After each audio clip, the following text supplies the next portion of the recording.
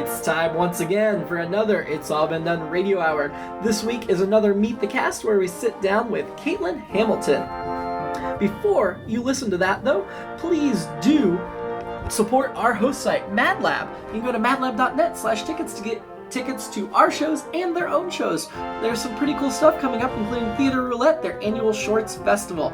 We'll next be performing there on Saturday, May 13th at 5:30 in the evening. So jump on over to madlab.net/tickets and get your tickets to both our show and the Theater Roulette. We'd also like to thank IABD Presents, our host site, which is a multi-platform entertainment network here in Columbus, Ohio, with lots of podcast written work and more. Please check out Dirty Story Night. That's a really filthy competitive erotic fan fiction competition that's kind of our after party, with great stories from the It's All Been Done radio hour cast and some friends, including a bunch of the gang at Mad Lab Theater. We'd also like you to come join us at the Columbus Podcast Festival this coming Thursday night and enjoy a brand new live performance from It's All Been Done radio hour. And now, without further ado, this is Katelyn Hamilton's Meet the Cast.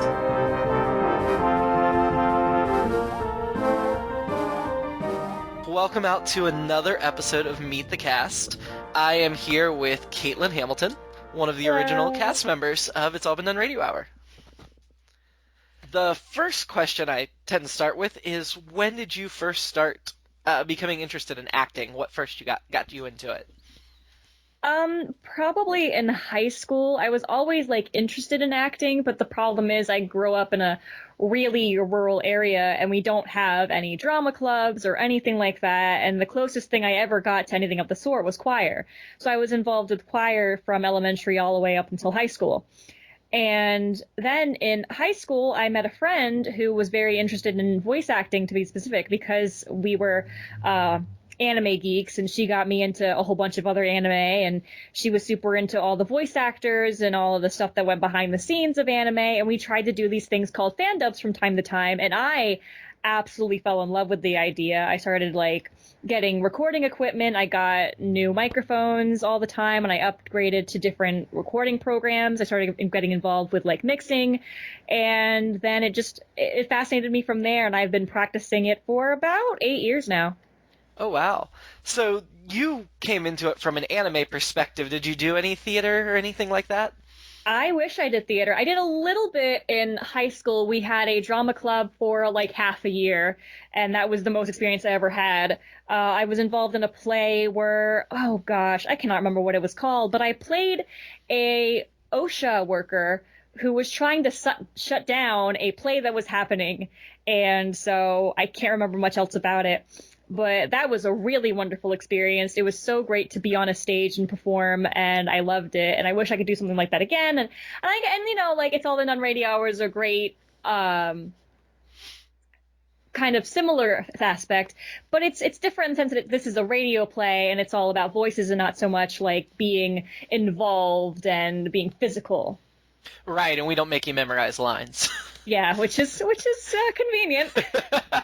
Yeah, I think a lot of the cast would quit if we ever started memorizing. Oh, gosh. Besides that OSHA, did you do any of the more traditional plays or musicals? No, there was nothing in my area that I could ever do something like that. I was constantly interested in it, but there was just nothing for me. The closest thing for me is up in Wilmington, which is 2 hours away. Oh, wow. And I'm not interested in going 2 hours every single day. Sure. So you said you were rural. Was it Ohio where you grew up, or was it somewhere else? I have grown up in Seaford, Delaware. So, okay.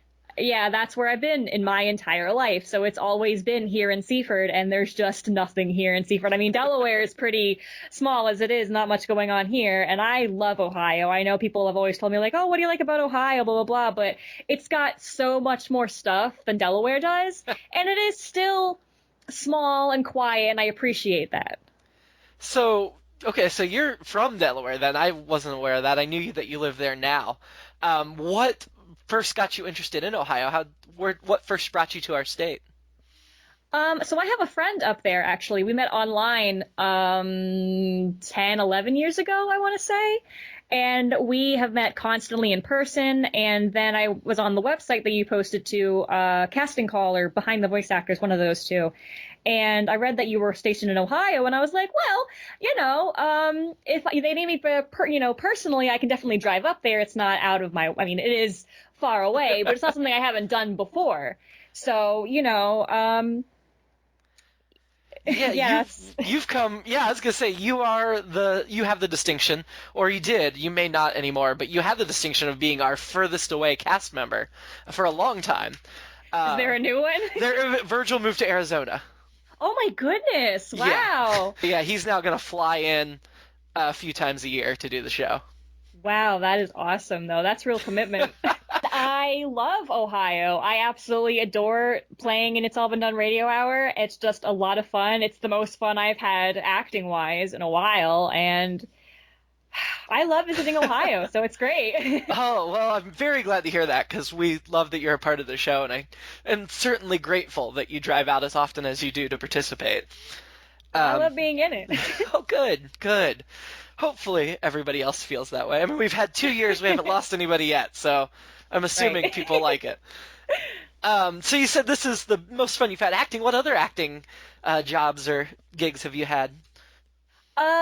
It's mostly recording from home. The biggest thing I've ever done was I was a voice provider for a character. It was a silly little animation, but it was an anti-tobacco campaign that was played in colleges in Texas.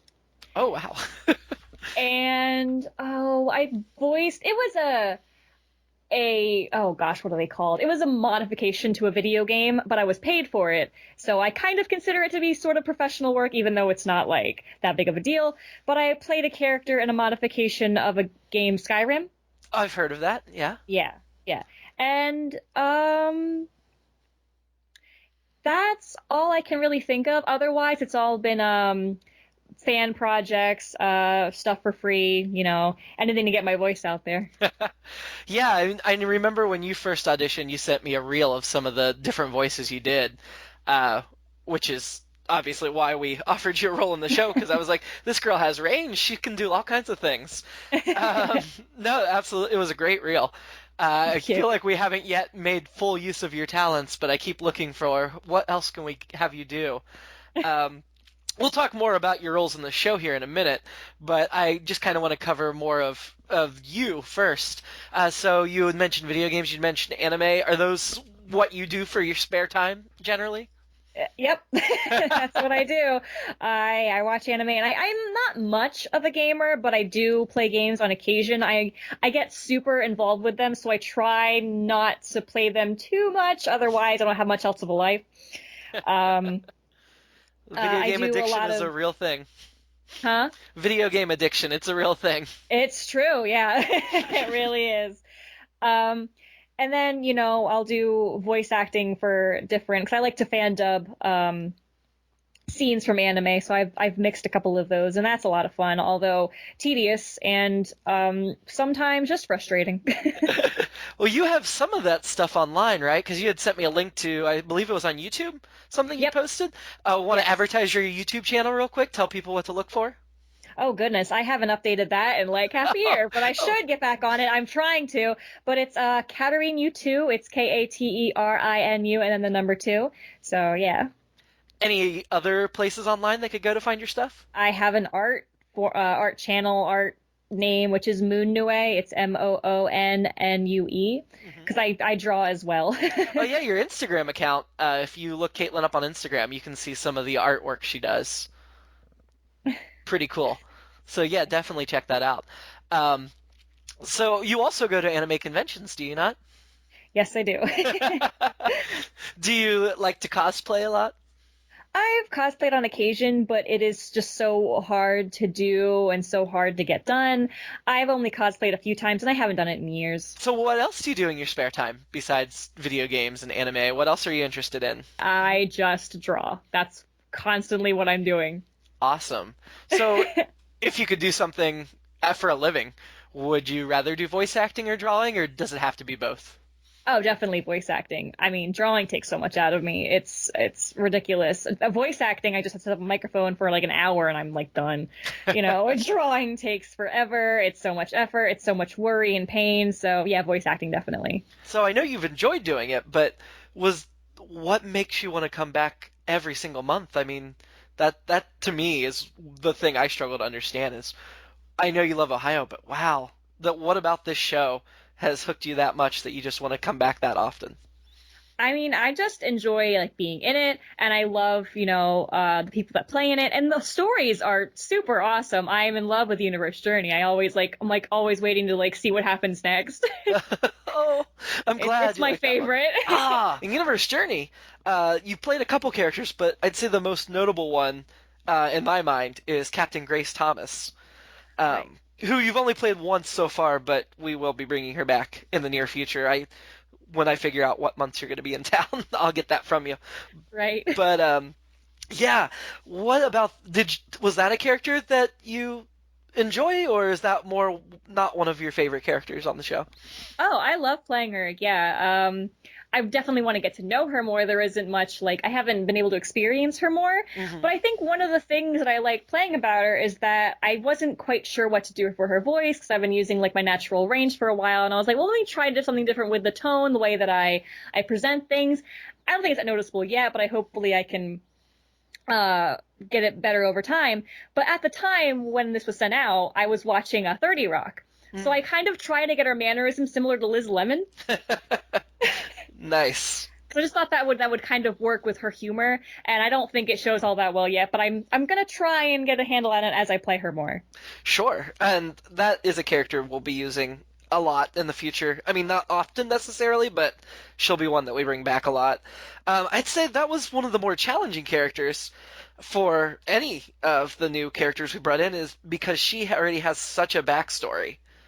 Right. I know that first rehearsal I had not taken time to fill you in, and that's my bad. But by the time we got to the performance, you and Nick just killed it for me. I really thought you captured that. How was that trying to play this character that you know is supposed to have this big history that we haven't really told you all that much about?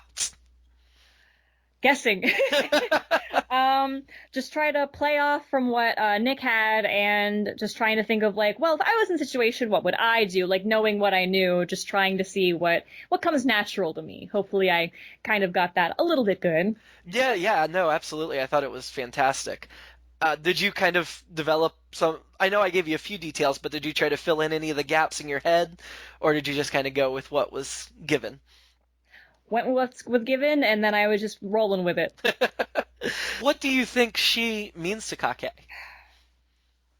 I can only suppose she's the only woman that ever made a difference in his life, considering he is such a well. Is he a player? I don't know if that's quite the correct term to use. Consider it does he have good times with women? Can he get laid a lot, or does he just? How lucky is he with his antics? I guess is what I'm trying to say. Mm-hmm. But he definitely likes just partying, getting laid. But I guess Grace is like the one person in his life who he didn't think of that when he met her, or when he got to know her. Like that wasn't the first thing on his mind, which is appreciative. Well, I think she's also a very strong character. I mean, even from that one episode, she's not somebody that's just gonna fall for his charm. Oh yeah, definitely. Is there anything in particular that you'd like to see happen with Grace? None that I can say, just because I want to see what happens on its own accord. I don't want to like say like, oh, I want this to happen, because it's like I want to see. I don't want to touch it. I just want to see what happens. Well, feel free as we talk through characters and stuff to pitch or suggest anything you like. I kind of use these Meet the Cast sometimes to mine the cast for ideas, just to see what they're thinking of. Right. So yeah, Grace was kind of a late character, but you've played many characters on our show. I'd say the first one that was kind of notable and that we brought her back multiple times was Elsa. Elsa, yeah. She was fun. So Elsa was kind of a simple character. That part I felt a little bit bad because I didn't know you very well, and that part was filthy. Oh, please. I don't care. I love that kind of stuff. Good. I'm glad because I did not run that by you first. I was just kind of like, here, play a really dirty porn star. Yeah, I'm pretty much literally good with anything in terms of voice acting, because I can just, remove myself from that. It's like, it's not really me. I don't know who it is, but they are somebody, and I'm doing it. Well, that's not the only part you played in Porn Star Detectives. You also played Granny Gonzo a couple of times. Right. She was funny too. I liked her. Anything about those two characters that you would like to see them come back, or any thoughts on them? Well, I definitely would like to see Elsa have Elsa come back because I love doing that high pitched, like whiny voice with that accent, and she's just really fun to play. And then Granny Gonzo, I would like to see come back because she's disgusting. So has been your favorite role that you've played on It's All Been Done Radio Hour?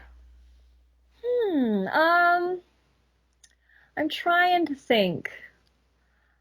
I think probably Peggy. Peggy and Pootie? Yes. Peggy and Pootie? Mm-hmm. Again, I really love doing the high-pitched voice and the sing-song style. It's just really annoying. Like, the more annoying the voice I can get is just the better. Yeah. No, she is going to be back very, very soon as well. So, hopefully... Excellent.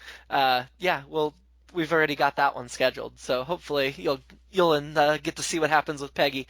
Another part you played that I think resonated, and I feel bad that we haven't used her much lately, but the Flim Flam Floozy.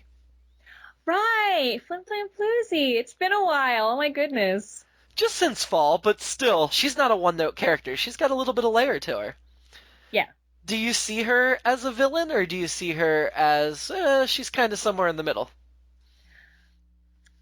It's kind of hard to see her as a villain because from the first episode where she was caught and put into prison, it was like, what was she doing? What was her crime? I just can't particularly see why she would do something like that. I want to see that she has some sort of motive behind what she does other than just around, I guess. I don't know if I'm allowed to cuss. You can bleep that out. You know. Well, we had her, when we first saw her, she stole some food to give to her jazz musician friends because she's very jazzy. But since then, we've seen her more as a friendship role to Kimberly, the top-notch tangler, and she knows her secret identity, which she's one of the very few people in Kim's life that does know that secret identity. Do you think she's just kind of stringing Kim along, or do you think she really does want to be friends? I want to say she definitely wants to be friends. Now that I'm thinking about it, it's like, stealing food is like not the worst thing you could ever possibly do, and I think she has like a kind heart and she wants to do things for the right reasons, and so yeah, I do think she wants to help Kim. But she did steal food from homeless people. True, but also her jazz friends need food. That's true. They were hungry. I believe she used that as her justification, that they were also hungry. I mean, she maybe should have done some more research and stolen from the rich, give to the poor type of thing. But, Sure. You know, she's working on it. Maybe Kim can help her out with that. Well, the last time we saw her, she actually helped the heroes in a battle against a villain. She did. So, when you next see her, what do you want from her? What are you hoping for that character? Redemption. Well, they always root. You always root for redemption. It's much more interesting than just, straight villain or straight hero. I feel like while we do have some heroes and villains in our show, we also have a lot of characters that kind of fall in that middle ground. Right. I mean, redemption is nice, and I'm a fan of that sort of thing. But with the Flim Flam Floozy, she's so in the middle. I think it would be pretty crazy if she went in the total opposite direction and just used everything against Kim. Yeah, that would certainly be a twist that I don't think too many people would see coming. Yeah. Though I can't tell you for sure what'll happen with her because I haven't written. No, I just reserve the right to make last-minute changes whenever I feel like it. Right, of course. And I'd say the other really large character you've played is Karen in The Scary Dead. Right. What do you think about that character? She's all right. She certainly does stuff. I guess her relationship with Steve is sort of weird because her sister was married to him and then she suddenly got involved with him, and I just can't imagine having a sibling and then getting involved with their significant other, because that to me just seems really weird. Like, isn't that sort of like a brother or another sister in the house? Like, I don't know. I wouldn't personally do it. I don't know what's on her mind. She can do whatever she wants. That's her life. But to me, I'm just like, all right. I mean, Probably not all that worth it in a zombie apocalypse either. Well, and we kind of set Karen up as the leader of the group. Steven kept saying she's the one that makes the decisions, she's the one that decides.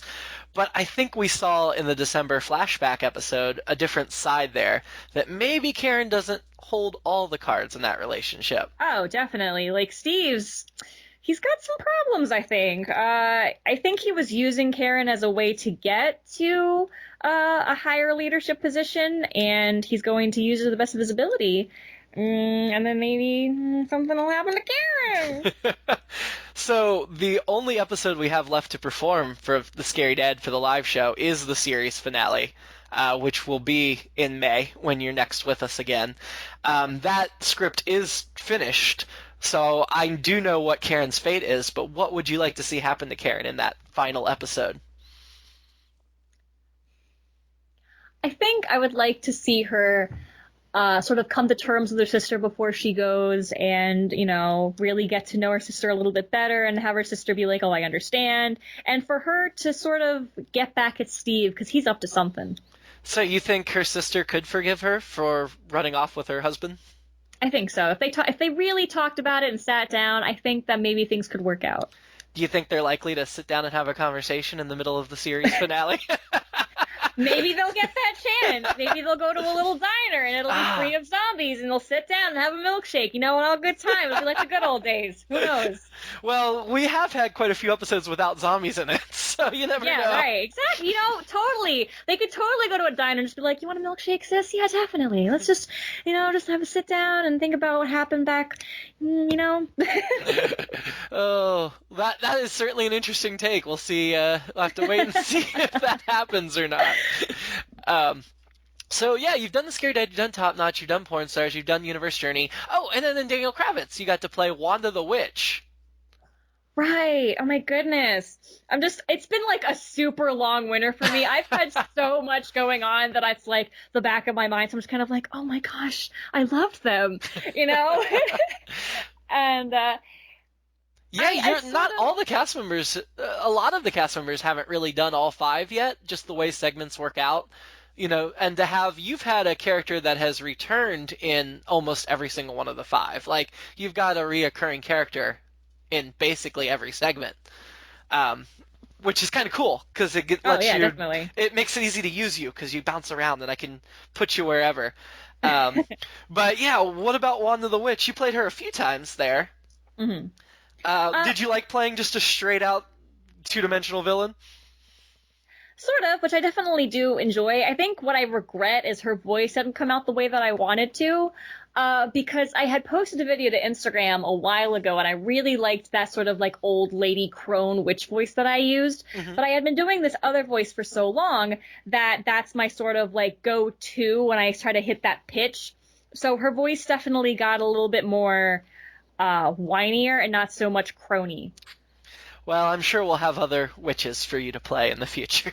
Awesome. I will do my best. Any characters that we've killed off that you wish we'd left around a little longer that you thought had a little more room to explore? Oh, Commander Lady. Well, she was one of the victims of that rotating slate of first officers there. I know, but she was really fun. I liked playing her.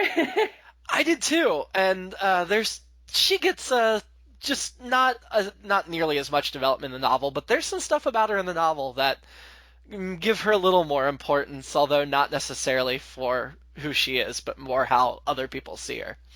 Right. So yeah, if you want to find out a little bit more about Commander Lady, pick up that novel, Love's Less Lost, on sale now. Plugging my own book in the middle of this. Hell yeah. Absolutely. We gotta sell on the network. So we've actually, I'm sure you've noticed, we've expanded from just the radio hour into a whole network of programs. If you were going to do something for the network, what would you want to do? Probably a podcast where I review anime like a big old nerd. That would be awesome. You should do that. We're always looking for more content. So if you have any ideas, feel free to pitch them. We'll get something going. So yeah, anime. I am going to jump ahead a little bit in that you said you haven't heard the Meet the Cast, but what we do with the Meet the Cast is the previous guest gets to ask the next guest a question, and I purposely try to record with you before that episode goes up, so you're totally unprepared when that question's put to you. But Seamus's question to you was, who is your favorite anime character and why? Oh my gosh, that's a loaded question. I have too many. Whew. I can only choose one? That's what Seamus said. I'd take it up with Seamus. Man. He's a jerk. Like, do I do, like, current? Do I do, like, past? Do I do, like, over... All right. I'll choose one, and I'll choose the one that has been with me for the most years, and the one that has stayed with me so many years. Moroku from Inuyasha. Okay, and why is that your favorite character? He's so funny. I love the underdog, like, comedian sidekick characters. And he was the first... Inuyasha was the first ever anime I watched, so that's what I grew up with. That's what was my introduction to anime. And so Moroku definitely, like, paved the way for all of my favorite anime characters afterwards because of his character. He had so much depth to him.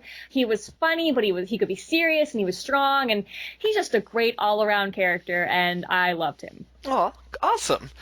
I wish I could discuss anime with you. I know nothing about anime, but I do know that there are many people that listen to our podcast that are anime fans. So feel free, tell us, what anime shows should we be watching? Okay, so my favorites, I'm gonna go ahead and just recommend Inuyasha. It's a great, like, first start to anime if you're interested in it, even though it is very long.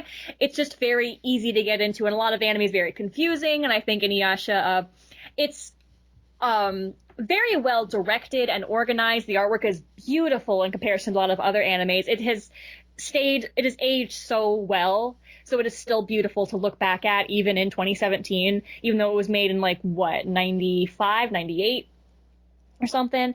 Either way, it's great. And then I also recommend Mushishi, which is a very slice of life anime, but it's paranormal. It is about a medicine seller who can see these sort of ghostly bug spirits, and he has to deal with them and help people live with them in their daily routines because they can sometimes mess it up.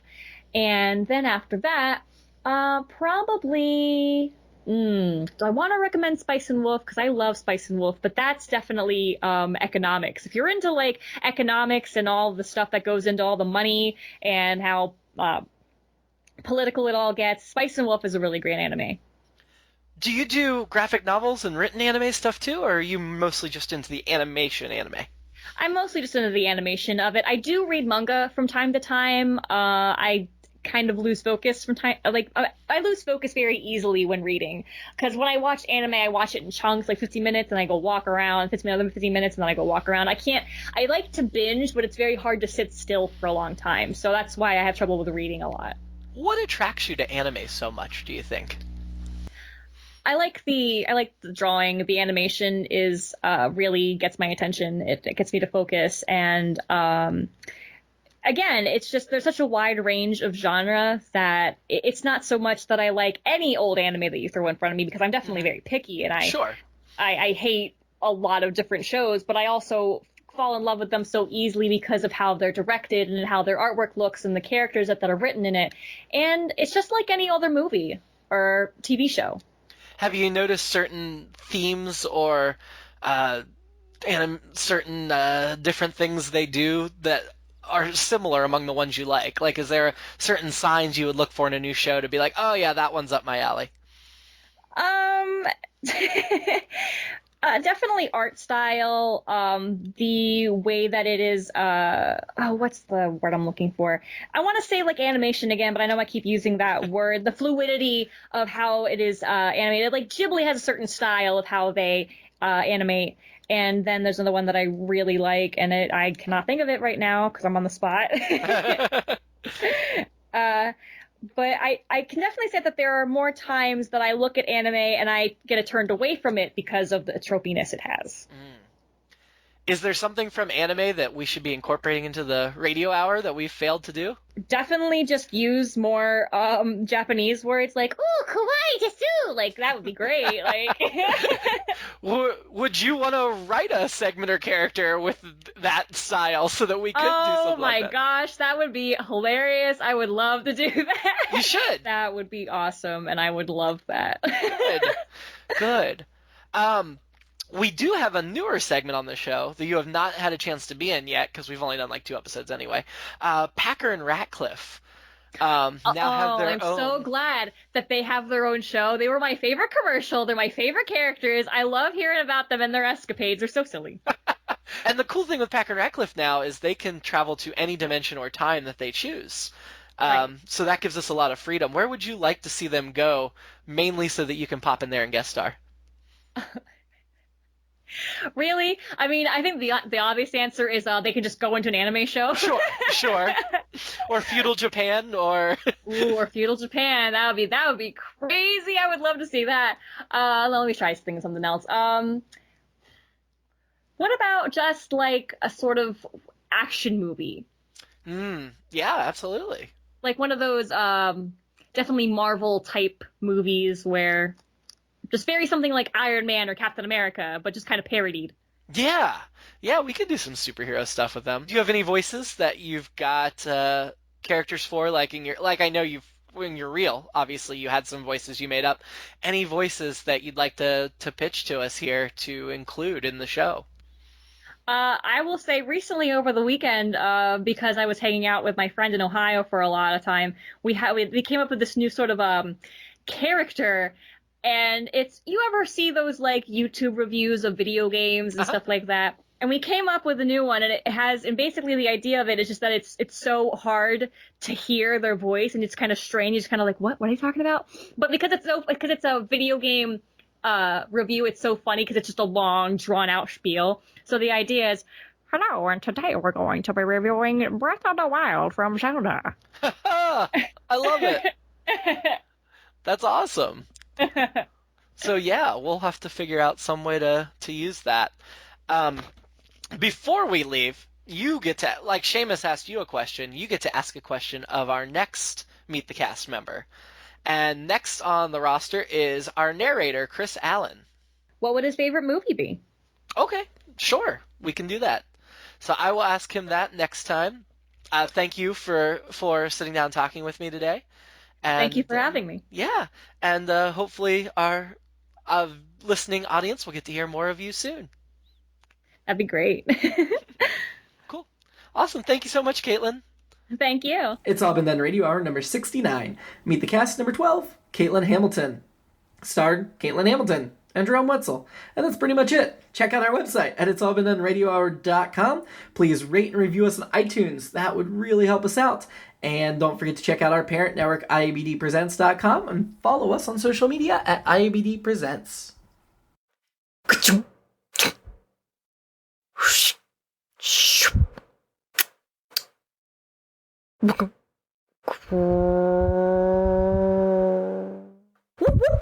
Chief Engineer Foley here, sir. I'm from Ireland, land of the leprechauns.